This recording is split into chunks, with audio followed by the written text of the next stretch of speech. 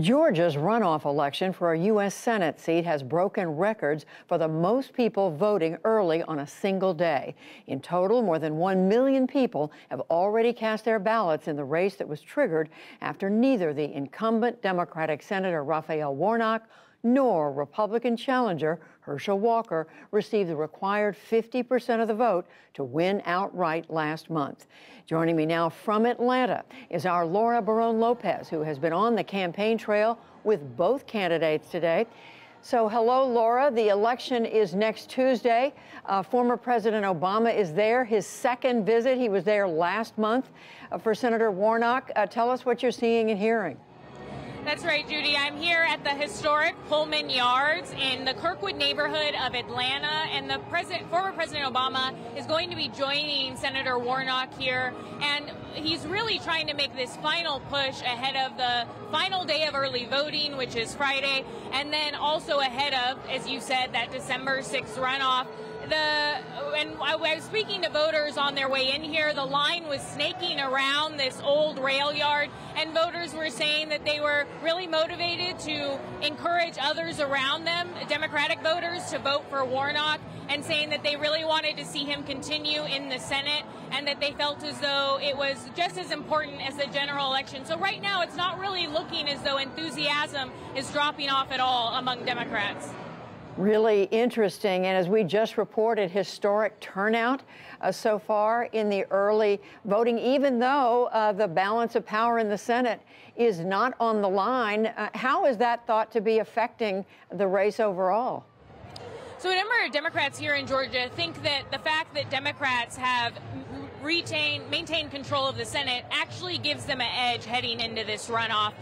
Because they are thinking that it could potentially dampen Republican turnout. Now, Herschel Walker is trying to really win over those Brian Kemp voters. That's the Republican governor here in Georgia. The voters that didn't vote for him in the general election. There was some 200,000 that voted for Governor Kemp who did not vote for Herschel Walker. And there were a number of split ticket voters. And so Walker is trying to really win over a lot of those moderate independents, people that voted for Kemp, maybe voted for Warnock as well in the general. But it remains to be seen if he's going to be able to close that gap, as Democrats have really changed the ground game here, Judy, since 2018. And I was talking to a former election official, a Republican, who was saying that Democrats have improved their organizing around the early vote, around absentee voting, and then it's really put Republicans on their back foot as they try to close that gap.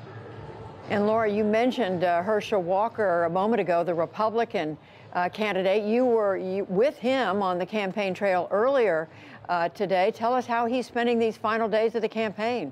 Herschel Walker is on a bus tour as he makes his rounds throughout the state. I was with him at a stop in Columbus, Georgia, a little south of Atlanta, and he was really just trying to rally his most loyal supporters there. The voters there had voted for Walker in the general election. They weren't voters who were coming over to him or switching at all, and they said that they were supporting him because they wanted someone who would vote against President Biden's agenda in the Senate. And Walker's speech was really just a red meat speech.